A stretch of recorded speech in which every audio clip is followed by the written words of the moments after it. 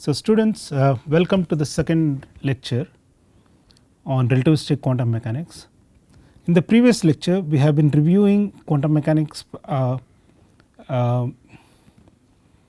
the wave function mechanics, wave mechanics point of view. We introduced basic wave mechanics and the Schrodinger equation, and then and then maybe I will just introduce some small correction. Okay, there is an IH cross here. So, there is so we introduced the wave functions, talked about their properties like linear superposition principle, uncertainty principle, minimum wave mechanics methods, scattering states, bound states, potential step, and then we looked at the scattering problem of potential step in great detail, because the entire idea is that we want to come back to the potential step problem again in future in a relativistic sense. Okay, today we will continue the reviewing of quantum mechanics, but in a more generic features, because we won't taking any specific examples. So, we will be taking general properties. Essentially we will start with some general properties. We will focus on general features, general properties of quantum mechanics.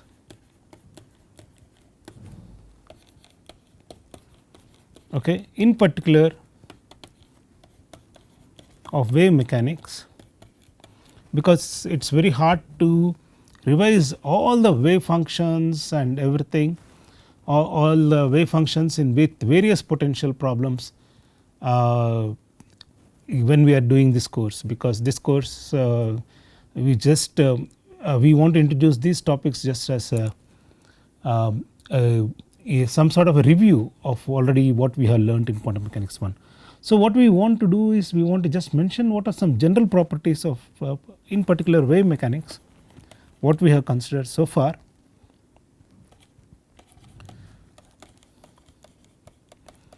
Or you can put it simply general properties of solutions of Schrodinger equation essentially. Okay.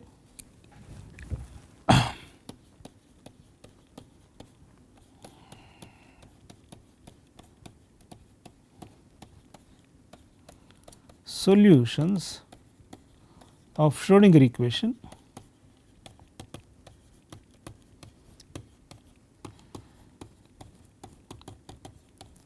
with various potentials, and in the homeworks we will cover some of these potentials as homework exercises. This is just to review your quantum mechanics essentially, but what these general things, what it does is essentially it gives you a picture of the features of ordinary quantum mechanics, and then at a later lecture 3 or so we will do a comparison between the features in ordinary quantum mechanics and what we can expect in a relativistic quantum mechanics. Okay. So, this is just a recap of the features of what happens of Schrodinger equation solutions essentially. Okay. So, let us start with some properties. This is slightly I am listing out these properties. This will help you just to get some general features which most of the solutions of various potentials. So, if you consider various potentials of the Schrodinger in the Schrodinger equation, they all satisfy essentially. So, some properties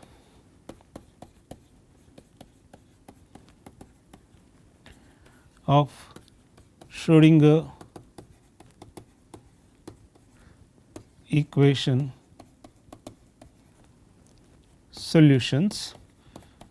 So, let me call this solution, just to give it a symbol, I will give it a symbol psi x t. So, one of the first thing is that this psi of x t should be unique for a given x and t. It should be single valued, in other words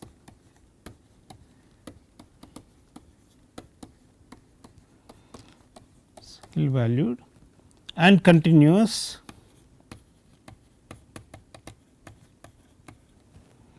in all space.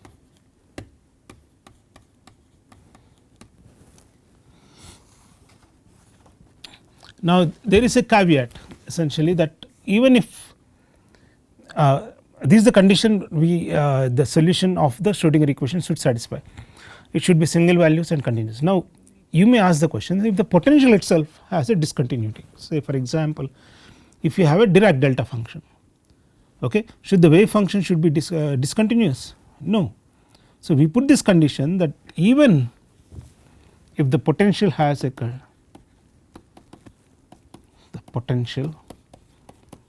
discontinuity,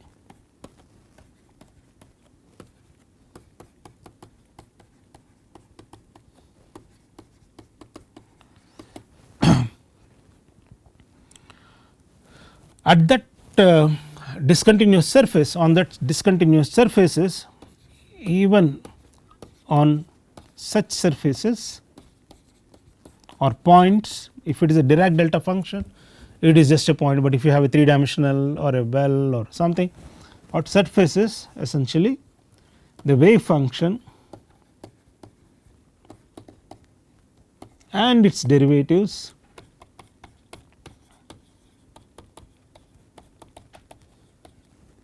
should remain continuous.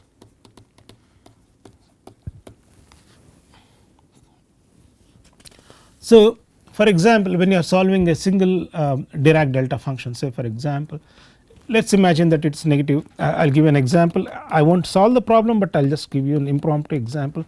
So, if you have a Dirac delta function somewhat like this, so this is v of x, okay, x delta of x minus a. So, there is a point a at which the delta function has a height, some height essentially. Now, the point is that you insist that the wave function is continuous even if there is a discontinuity in this kind of space. So, you can imagine some delta function like this, okay. It could be negative direction or it could be positive direction with some constant a, say for example, this could be some positive constant b delta at x minus a, essentially a. My delta function is not drawn very correctly, but let us, I am sure you all can draw better, but okay.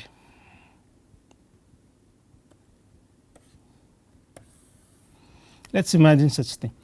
Now, then on this at x is equal to a, the discontinuity is calculated and you make sure that the wave function satisfies. You can compute the discontinuity, and this puts an additional condition on the kind of wave function one can have. For example, if you have a negative delta function, this example, that this condition that the wave function should be continuous leads to the solution that there is only one bound state in the Dirac delta function. So, if you have two Dirac delta functions, the same thing at a, x is equal to a and x is equal to b, at each both the points the wave function should be continuous, the derivative should be continuous, and that will lead to a different condition. Say for example, if you have two Dirac delta functions, you cannot have, you have additional conditions on the wave function which tells you how many bound states you can have essentially.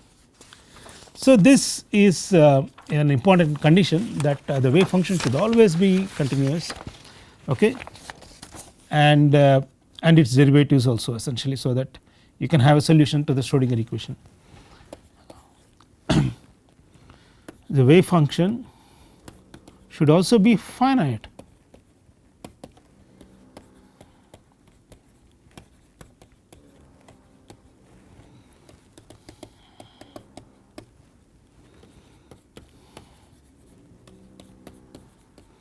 See, at the end of the day the wave function should be finite because we need to give an interpretation in terms of the probability density of a given particle in a particular potential, say. Now you cannot have probability densities which are completely away from 1 essentially. The total probability density is constrained to be 1 essentially. So the wave function should be finite in all space, okay, so as that you can have a proper probability distribution, density, probability definition for the wave function essentially.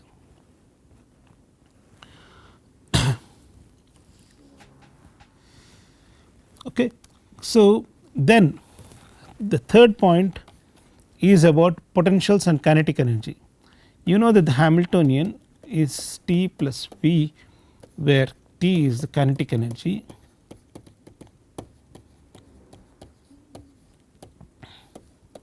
potential energy.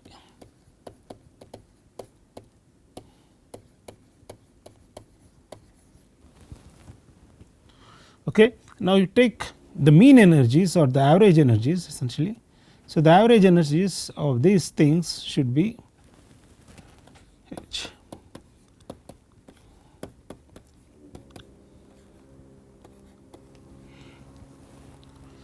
And if there is a minima for the potential, essentially the potential is bounded from below essentially, will be greater than V minima. So the mean energy will always be greater than the minimum energy, okay. The mean energy will always be greater than minimum energy, and the total energy En for a given state would always be greater than the minimum energy. So the minimum energy, the minimum potential energy sets the bound about the lowest energy which the system would have essentially, okay. The minimum energy would set the bound, lower bound on the least energy which the system would have. Now what happens if we have E negative? E negative means that the system has bound states and it is discrete, which are discrete.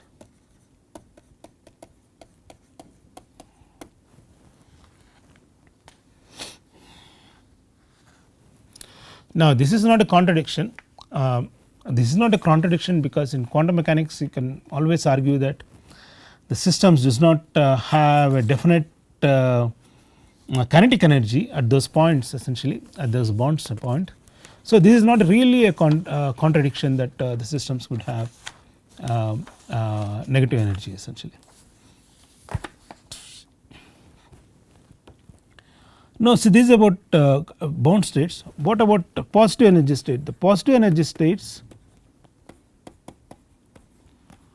are typically a continuous system, continuous spectrum,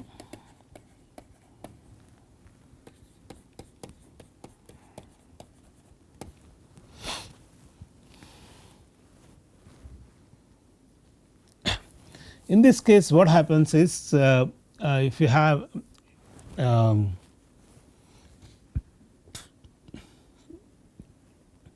so if you have infinite number of states essentially, so you cannot say that in general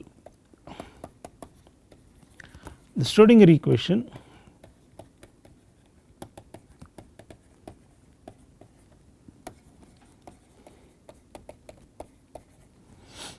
okay has no solution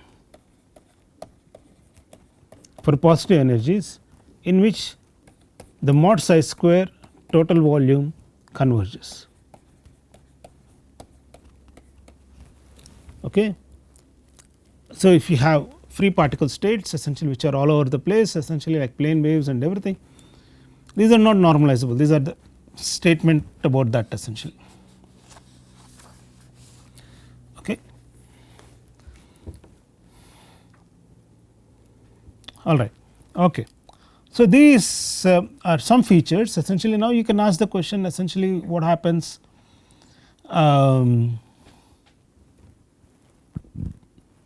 when the wave function the probability of the wave function goes to 0 and in the bound state cases essentially. Okay. So, so for example, another feature you can have on the other case for E negative, sorry, E less than B, not E negative. For if the kinetic the total energy of the system is less than the potential energy of the system, in such cases you can have mod square goes to 0 as r tends to infinity essentially, but non-zero at finite distances. These are bound states. The probability of finding a particle at large distances just vanishes, and it goes to 0. Okay. But at finite distances the particle is found essentially. That is the basic idea here of bound states. So, here we are looking at really scattering states essentially, which are positive energy continuous spectrum, and in general they are spread all over the place, and so you do not really have a solution. But in the other case you have the other extreme in which these are localized essentially, these are bound states which have some certain finite region, the wave function is localized essentially. Need not be exactly at a point, but in a region of space essentially, and the wave function just vanishes.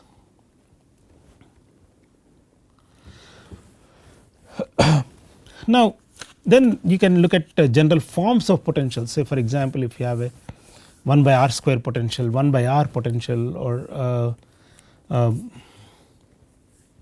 and so on. So, if there is any potential which goes beyond 1 by r square, say for example, let us take V is some alpha r power minus 2. Okay.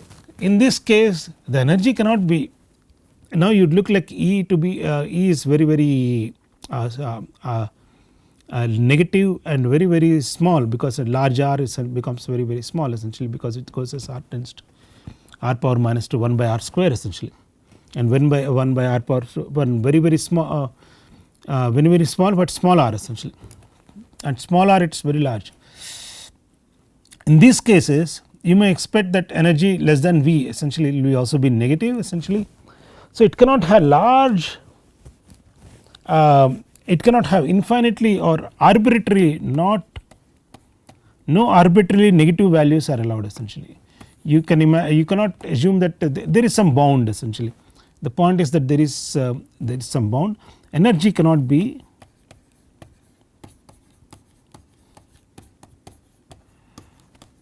arbitrarily large negative values. Okay. The discrete spectrum begins at some finite negative energy value. Okay.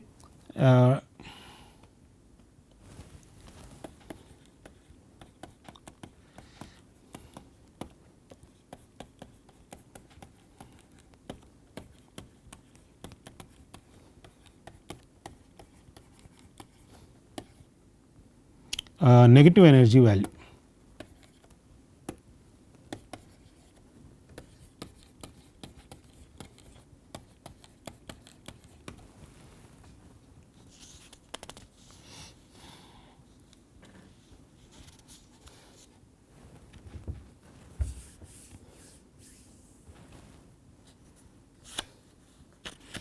Okay. So, this is just to tell, this is just a statement that you cannot have. So, you cannot construct a potential which is you cannot make it completely arbitrarily large sitting at negative infinity with higher and higher powers of r and so on. So, but there is, if you want to build a quantum mechanical system, if you want to study it, it has to be some finite value at which it starts essentially, that spectrum discrete spectrum starts essentially. And finally, one important property of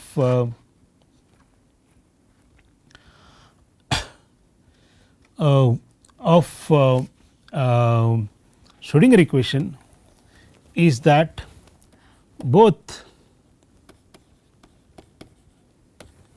psi and psi star which is the complex conjugate of the wave function, satisfy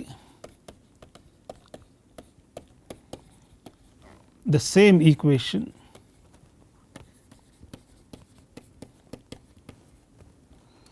with the same E.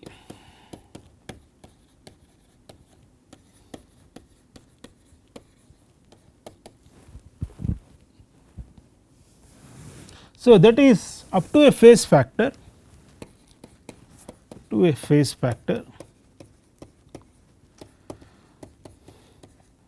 okay, up to a phase factor psi and psi star satisfy the same equation essentially with the same energy. That is because the Schrodinger equation is real, essentially all the wave functions are real essentially. So, psi and psi star, now this is important to know that they satisfy the same equation with the same energy. Now, you would think that when you are writing the continuity equation and so on, so you look like you write the differences and everything, but when you actually see the difference is only in the phase factor essentially. Okay. Okay. So, these are some properties essentially. Okay. So, now what you can do is if you say if the sign of t is also changed, okay, and psi is changed to psi star, you get back the same equation essentially, you get exactly the same equation of say the Schrodinger equation. Now, psi and psi star satisfy the same with the same energy. This is an important point, that the energy does not change, the energy value does not change, but the phase factor would change, the phase factor would change essentially. And then there is something called the time reversal symmetry,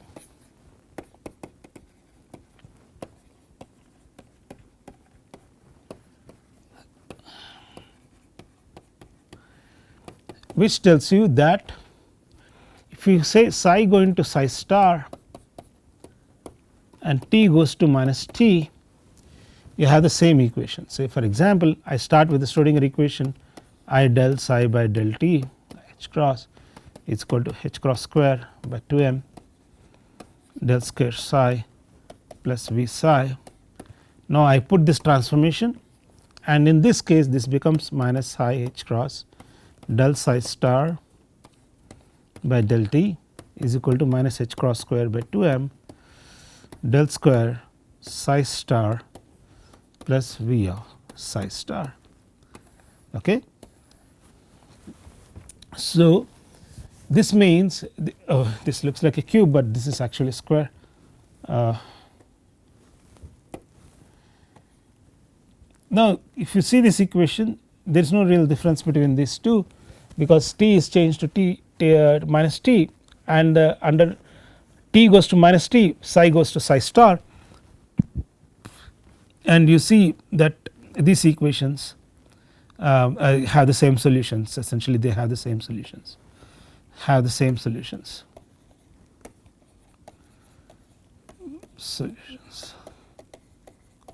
So, there is a time reversal symmetry in Schrodinger equation. Good. So, what we have seen today is that some general features of Schrodinger picture of quantum mechanics essentially. So, general properties that it should be unique, it should be continuous, it should even at discrete vacuum, discrete potential, you should insist on the continuity and of its potential of the wave function as well as its derivatives, and it should be finite, and the potential should be greater than V min, and so on, so essentially. And what are normalized states and which are not normalizable, some states which are positive energy all over the place and everything. And then there are bound states, and the bound states themselves are not completely arbitrary, they are bounded by below. And then we talked about the time reversal symmetry. So, this gives you a picture that the Schrodinger wave mechanics is an extremely nice picture. So, we have some general features essentially which we said these are given a potential, you will be able to solve it. But is the Schrodinger picture the entire picture of uh,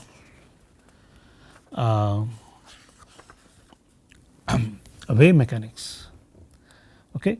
So, before going to the next step, okay, I wanted you put some sort of a question for yourself, that why do you need other picture of the quantum mechanics, which is also called as the matrix mechanics, or sometimes called the vector space theory or matrix mechanics. The reason why we do that, essentially why we need, is that there are many times in nature why we do not want to use the wave mechanical picture. Say for example, the wave mechanical picture of quantum mechanics or the Schrodinger equation is mostly given by a wave function with position and time as the canonical variables essentially. So, now you may ask the question, suppose if I want to use some other variables to define my system essentially. So, if I want to study my system in some other variables. So, in most cases essentially you may say that, oh, I do not want to use position, okay, but I want to use momentum. Say for example, for a given system, maybe momentum may be better variable, is a better variable, or if you have angular momentum, okay, if you have angular momentum, say for example, then spin, okay, spin or spins, if you have angular momentum systems, like for example, if you have orbital angular momentum or spin angular momentum, there could be angular momentum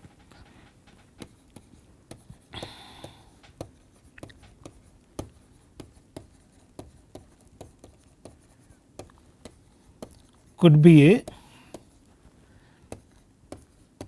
better variable or a better labeler, or what do you call as a label or a better quantum number of with which you can study the system actually. Okay. So, if you want to define maybe a better variable, or if you want to call it as something actually better observable of the system,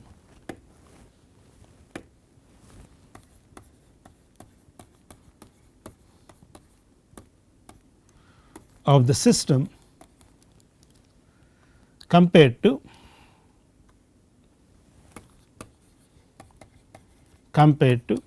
position. So, there are many systems in nature in which it is better to solve them with momentum, or if you have a spin system, say for example, if you are studying angular momentum or something. So, it is much better to study it with spin operators or angular momentum operators and label this as observables essentially. So, for to generalize quantum systems to more general observables rather than just positions, we need to move away from wave mechanics to something else which is much more abstract and which is much more better.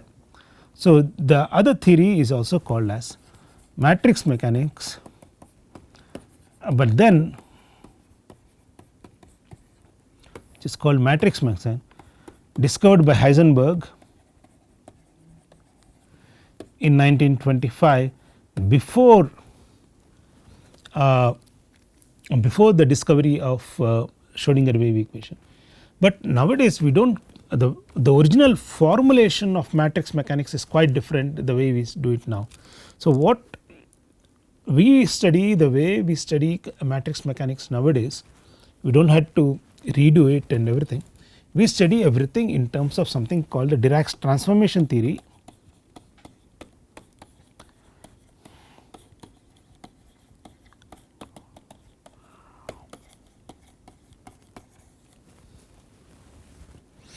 which tells you the equality between wave mechanics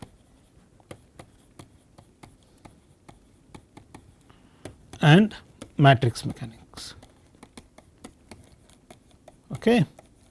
So, in this formalism we can, everything is understood in a one unified fashion which is in an abstract setting in terms of vector spaces. Okay. So, this is what we will revise then, and then we will pause, we will take one example of harmonic oscillator. I will not do the full analysis, but I will just mention the basic features essentially in say matrix mechanics method, and also in operator method, and also in wave mechanics method, and then I will review the postulates of quantum mechanics in the modern picture essentially. Okay. I will stop here and I will meet you back again in some time essentially.